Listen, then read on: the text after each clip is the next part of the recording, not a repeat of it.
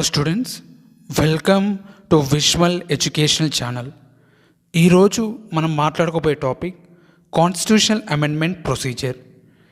ఈ టాపిక్లో simple majority, special majority గల డిఫరెన్సెస్, ఒక కాన్స్టిట్యూషన్లోని ప్రొవిజన్స్ని ఎన్ని రకాలుగా చేంజెస్ తీసుకురావచ్చు అండ్ చేంజెస్ తీసుకురావడానికి ఎలాంటి ప్రొసీజర్ ఫాలో అవ్వాలి, బేసిక్ స్ట్రక్చర్ ఆఫ్ కాన్స్టిట్యూషన్ అంటే ఏంటి, వీటన్నిటి గురించి ఈరోజు ఈ లెక్చర్లో ఎక్స్ప్లెయిన్ చేయడం జరుగుతుంది. First, simple majority, special majority గల డిఫరెన్సెస్ ఏందో తెలుసుకుందాం. వీటికి ముందు మనకి బిల్ అంటేనో తెలుసుకుందాం. సో జనరల్గా చట్టాల గురించి మనం బాగానే వినటం, మనకు చాలా లాస్ ఉన్నాయి కదా. ఈ చట్టాలన్నీ మనకి ఎలా ఇంప్లిమెంట్కి వచ్చాయి? ఫస్ట్ లోక్సభలో, తర్వాత రాజ్యసభలో, లేదా ఫస్ట్ రాజ్యసభలో తర్వాత లోక్సభలో ఇవి పాస్ అయిన తర్వాత ప్రెసిడెంట్ గారు దానికి ఓకే అని సంతకం పెట్టిన తర్వాతనే అవి చట్టాలుగా మనం కన్సిడర్ చేయడం జరుగుతుంది. సో ప్రెసిడెంట్ గారు సంతకం పెట్టడానికి ముందు దాన్ని మనం బిల్ అంటాం, అంటే ప్రపోజ్డ్ లా. సో కొన్ని బిల్స్ ఏమో సింపుల్ మెజారిటీతో పాస్ చేయొచ్చు, కొన్ని బిల్స్ ఏమో స్పెషల్ మెజారిటీతో పాస్ చేయడం జరుగుతుంది. సింపుల్ మెజారిటీ అంటే more than 50% of the members present and voting. So ఒక బిల్ని ఆ హౌస్లో పాస్ చేయాలని ఒక రోజు వచ్చిందండి. ఆ రోజు ఆ హౌస్లో, ఎక్స్పెషల్ లోక్సభ తీసుకుందాం, 545 యాక్చువల్ స్ట్రెంత్, కానీ ఆ రోజు 500 మెంబర్స్ మాత్రమే వచ్చారు. దానిలో ఓన్లీ 400 మెంబర్స్ మాత్రమే ఓటింగ్లో పార్టిసిపేట్ చేయడం జరిగింది. సో ఈ 400 మెంబర్స్లో 201 ఓట్స్ ఒకవేళ ఈ బిల్కి సపోర్ట్ చేస్తే ఆ బిల్ ఆ హౌస్లో పాస్ అయినట్టు. ఇది సింపుల్ మెజారిటీ.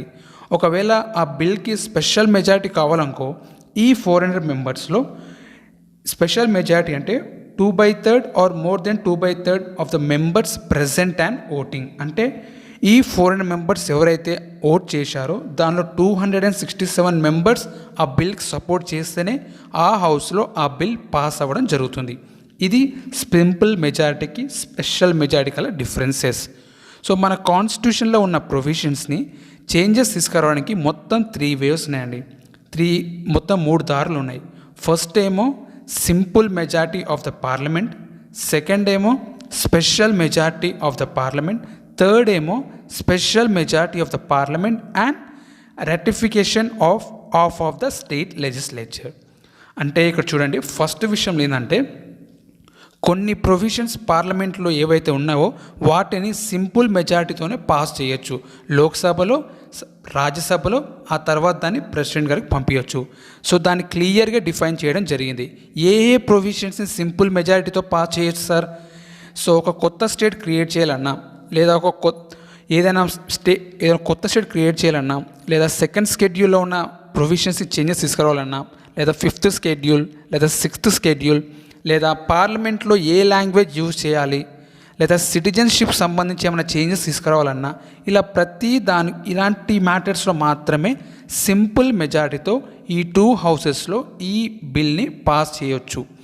కానీ ఒకవేళ థర్డ్ థింగ్ చూడండి, కొన్ని ప్రొవిజన్స్ మాత్రం పార్లమెంట్లో స్పెషల్ మెజారిటీ కావాలి, ప్లస్ స్టేట్ గవర్నమెంట్స్ పర్మిషన్ కూడా కావాలి. ఇక్కడ స్టేట్ గవర్నమెంట్ పర్మిషన్స్ అంటే ఈ 2 హౌసెస్లో ఆ బిల్ పాస్ అయిన తర్వాత ఆ బిల్ని స్టేట్ గవర్నమెంట్స్కి పంపిస్తారు. ఎక్కడ? స్టేట్ లెజిస్లేచర్స్కి. అక్కడ స్టేట్ లెజిస్లేచర్స్లో సింపుల్ మెజారిటీతో ఈ బిల్కి వాళ్ళు యాక్సెప్ట్ చేయాలి. అన్ని స్టేట్స్ కావండి, కనీసం హాఫ్ ఆఫ్ ద స్టేట్స్ ఈ బిల్కి యాక్సెప్ట్ చేయాలి. మరి ఎలాంటి ప్రొవిజన్స్కి స్టేట్ గవర్నమెంట్ పర్మిషన్ కావాలి? ప్రెసిడెంట్ ఎలక్షన్కి సంబంధించి, సుప్రీంకోర్టు, హైకోర్టు మ్యాటర్స్ అయితే ఎగ్జిక్యూటివ్ లేదా లెజిస్లేటివ్ పవర్స్ ఉన్నాయి కదా, యూనియన్కి ప్లస్ స్టేట్ గవర్నమెంట్కి, సెంట్రల్ గవర్నమెంట్కి. ఆ పవర్స్ విషయంలో ఏమైనా చేంజెస్ తీసుకురావాలనుకున్నా, లేదా 7th స్కెడ్యూల్లో ఏమైనా చేంజెస్ తీసుకురావాలన్నా, ఇలాంటి మ్యాటర్స్లో సో ఇలా క్లియర్గా డిఫైన్ చేయడం జరిగింది. ఏ మ్యాటర్స్లో ఏవైతే ప్రొవిజన్స్ స్టేట్ గవర్నమెంట్స్కి ఇంపాక్ట్ క్రియేట్ చేయబోతున్నావో, స్టేట్ గవర్నమెంట్ ఒక పవర్స్ని తీసుకోవడం జరుగుతుందో, ఇలాంటి ప్రొవిజన్స్ మాత్రం పార్లమెంట్లో స్పెషల్ మెజారిటీ కావాలి, plus half of the state governments permission కూడా కావాలి. ఈ స్టేట్ గవర్నమెంట్స్ ఎలా ఇస్తారు పర్మిషన్? ఆ స్టేట్ లెజిస్లేచర్లో సింపుల్ మెజారిటీతో ఈ బిల్ అనేది అక్కడ పాస్ అవ్వాలి. అప్పుడు పాస్ అయిన మాత్రమే ఇది ప్రెసిడెంట్ గారికి పంపించడం జరుగుతుంది. So next only by parliament. So only special majority of the parliament. ఇప్పుడు మీకు సింపుల్ మెజారిటీలో ఏ ప్రొవిజన్స్ వాడాలో చెప్పాను, ఏ ప్రొవిజన్స్కి స్టేట్ గవర్నమెంట్ పర్మిషన్ కావాలో చెప్పాను కదా. ఇక మిగిలిన అన్ని ప్రొవిజన్స్కి ఓన్లీ పార్లమెంట్లో స్పెషల్ మెజారిటీతో ఈ 2 హౌసెస్ పాస్ చేస్తే అది ప్రెసిడెంట్ గారు ఓకే అంటే అది ఆటోమేటిక్గా చేంజెస్ జరగడం జరుగుతుంది. ఇది ప్రొసీజర్. సో మొత్తం 3 ways. ఒకటేమో simple majority of the parliament, special majority of the parliament, third ఏమో special majority of the parliament and ratification of the state legislatures.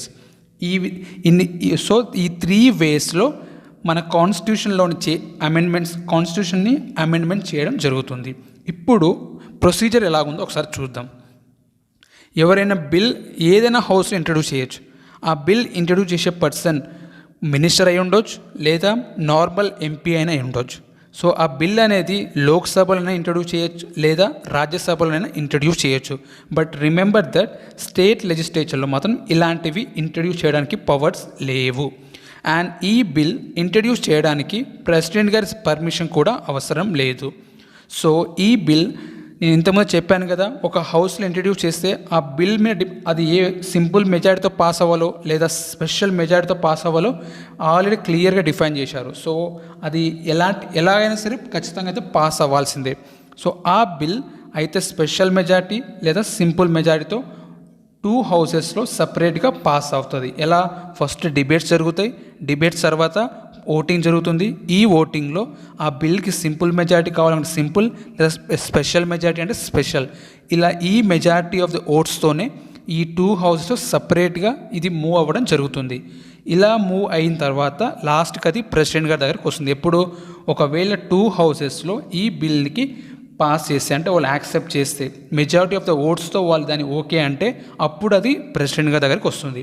President గారి దగ్గర 3 ఆప్షన్స్ ఉంటాయి. ఫస్ట్ ఏమో ఓకే చెప్పడం, సెకండ్ ఏమో అసలు ఏం చెప్పకుండా జస్ట్ పాకెట్లో పెట్టుకోవడం, థర్డ్ ఏమో మళ్ళీ ఇంకొకసారి ఆ బిల్ పాస్ చేయమని చెప్పేసి పార్లమెంట్కి తిరిగి పంపించడం. ఇలా 3 ఆప్షన్స్ ఉంటాయి. ఒకవేళ ఆ బిల్కి ఓకే అంటే ఆ బిల్ యాక్ట్గా కన్వర్ట్ అవ్వడం జరుగుతుంది. ఇది ప్రొసీజర్. సో నెక్స్ట్ మనం మాట్లాడుకోవాల్సింది basic structure of the constitution. So ఈ బేసిక్ స్ట్రక్చర్ ఆఫ్ కాన్స్టిట్యూషన్ ముందు మనం తెలుసుకోవాల్సిందంటే సుప్రీంకోర్టుకి పార్లమెంట్కి చాలా ఫైట్ జరిగిందండి. ఏ విషయంలో? పార్లమెంట్ ఏమో మాకు అబ్సల్యూట్ పవర్స్ ఉన్నాయి. ఏ విషయంలో? కాన్స్టిట్యూషన్కి సంబంధించి కాన్స్టిట్యూషన్లో ఉన్న అన్ని ప్రొవిజన్స్ని చేంజెస్ తీసుకొచ్చే పవర్స్ మాకు ఉన్నాయని పార్లమెంట్ ఒపీనియన్. సుప్రీంకోర్టు ఏమంటుందంటే నో, పార్లమెంట్కి కాన్స్టిట్యూషన్లో ఉన్న అన్ని ప్రొవిజన్స్ని చేంజెస్ తీసుకొచ్చే పవర్స్ లేవని సుప్రీంకోర్టు. అలా వీళ్ళిద్దరి మధ్యలో ఫైట్ అనేది స్టార్ట్ అయింది. 1951లో స్టార్ట్ అయిన ఫైట్ అండి ఇది. శంకర్ ప్రసాద్ కేసులో స్టార్ట్ అయిన కేసు ఇది. అప్పుడు జడ్జిమెంట్ పార్లమెంట్ ఫేవరబుల్గా వెళ్ళిన తర్వాత గోలక్నాథ్ కేసులో సుప్రీంకోర్టు ఫేవర్గా జడ్జిమెంట్ తీసుకోవడం జరిగింది. అంటే పార్లమెంట్కి అగెనెస్ట్గా వెళ్ళింది. సో ఇలా వీళ్ళిద్దరు మాత్రం ఫైట్ ఎక్స్పెషల్గా ఫోకస్ ఏంటంటే fundamental rights, directive principle of state policy. ఈ 2 విషయంలోనే వీళ్ళిద్దరు మాత్రం ఫైట్ బాగా జరిగింది. అంటే పార్లమెంట్ ఏమో డైరెక్టివ్ ప్రిన్సిపల్ ఆఫ్ స్టేట్ పాలసీలో ఉన్న ప్రొవిజన్స్ని ఇంప్లిమెంట్ చేయడం స్టార్ట్ చేసింది.